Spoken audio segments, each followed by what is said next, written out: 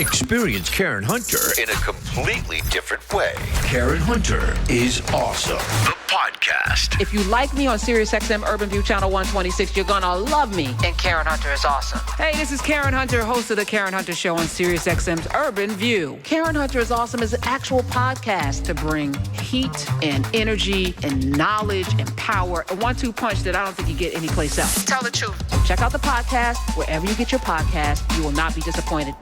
We're actually talking about the state of our union, the state of our world, because it's beyond these borders. And there were these mass deportations that were promised, spelled out in Project 2025, and Trump meant that he was going to do that. And they're just picking up people, even with valid green cards, people who have visas.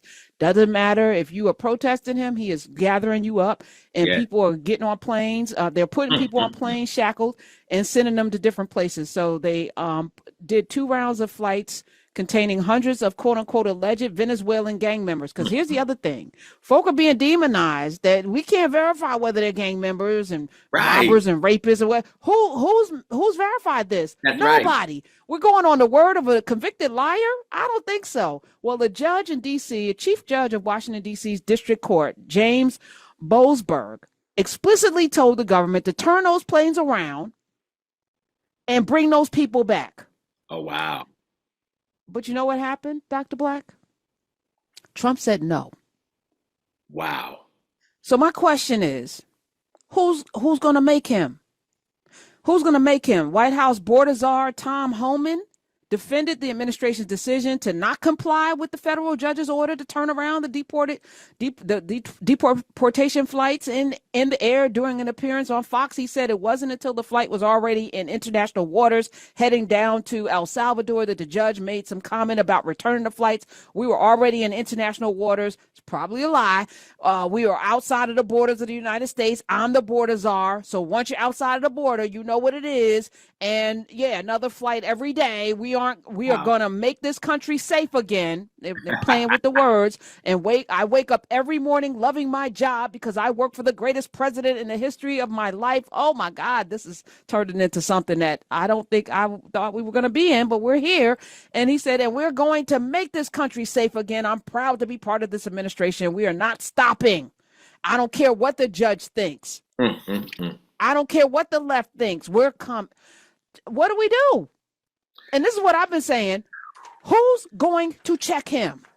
That's right. Because, see, Trump's strategy was to put the people in position before he committed the crime.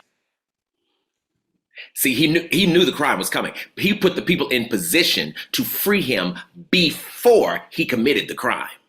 So now that he's committing the crime, right? We're all saying, who's going to stop him? Oh my God, who's going to stop him? And the people, the bodies, the entities whom we would normally have depended on to check the president. The reason they can't check the president is because that's the ones he put into place to literally free him. Yeah, he learned the lesson the first time. Absolutely. Oh, if I put people with character and moral values and stuff in these positions, they may, like even Mike Pence, say no. And Karen, this is the Fugitive Slave Act. Talk about it. This is the Fugitive Slave Act. What did the Fugitive Slave Act say? It said that if any slave ran away, that the job of the government and the public was to return that person to its owner. And in fact, if you didn't, this is what your fine was going to be. This is what your cost was going to be. Why couldn't we get rid of slavery earlier? Right? So same question to you. Why can't Trump be checked? Because too many people in America agree.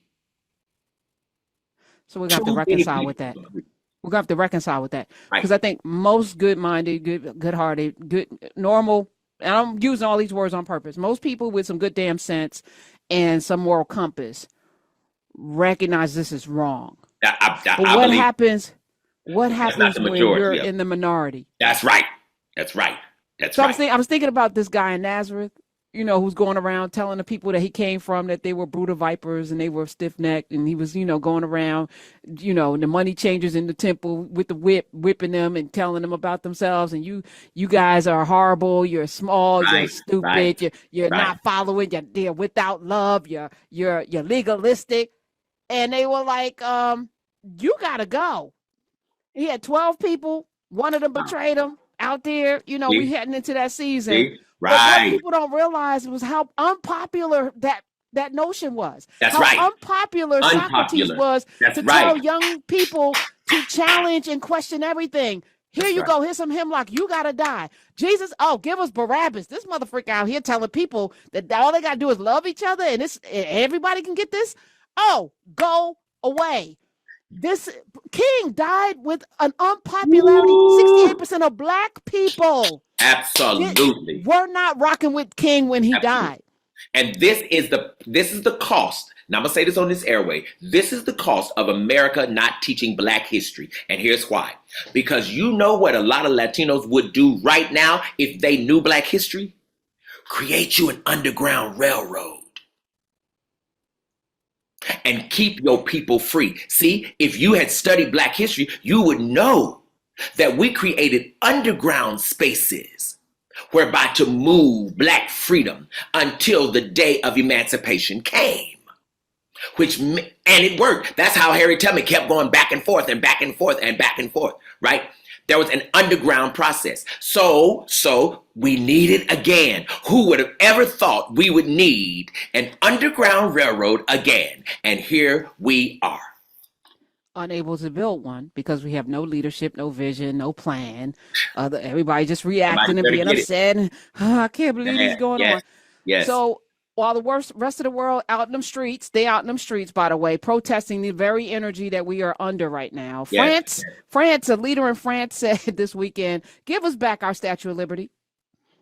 They said, give it, run that back. This guy's name is Raphael Glucksmann. He said at a convention of his Place Publique center-left movement, he said, we're going to say to the Americans who have chosen to side with the tyrants, to the Americans who fired researchers for demanding scientific freedom, give us back the Statue of Liberty. And they were cheering. He said, we gave it to you as a gift, but apparently you despise it. So we'll be just fine. It'll be fine here at home. Bring it back. What many people don't believe because it has that plaque on it, give us your tired, your hungry, your huddled masses seeking. That plaque was not put on it originally. It didn't come, that plaque, until 1903. The original Statue of Liberty, the woman that they sent across the water had chains, not just on the feet, but in the hands, because it was in celebration of the end of enslavement. That's right. The end of slavery was what France sent that over October 28th, 1886. 1886, it was a declaration of independence, American independence, but also freedom from slavery. Slavery. And that feature that people would miss. And I think Lady Liberty still has the chains, but we don't check out the chains. We check out the torch and all of that. The broken shackles at her feet is a symbolism of the abolishment of slavery. That's what they gave the Statue of Liberty to the United States in celebration of. And this guy is absolutely right. He's right. Back. He's right. And that's a deep statement. Give it back. That statement is saying you have not discovered yet the sacred nature of liberty. So give the symbol back. Ooh, God, have mercy. America, that's so America's good with a remix.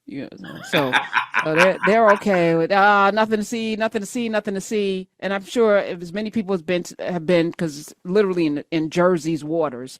So I see it, sometimes if you're in Jersey City or Hoboken, you can see the Statue of Liberty. But those broken chains around her feet and her patina, her color, like y'all don't realize you're looking at a black woman. It's so crazy. No, that's so deep. No, we're not making this up. Experience Karen Hunter in a completely different way. Karen Hunter is awesome. The podcast. If you like me on SiriusXM Urban View Channel 126, you're gonna love me. And Karen Hunter is awesome. Hey, this is Karen Hunter, host of the Karen Hunter Show on SiriusXM's Urban View. Karen Hunter is awesome is an actual podcast to bring heat and energy and knowledge and power. A 1-2 punch that I don't think you get anyplace else. Tell the truth. Check out the podcast wherever you get your podcast. You will not be disappointed.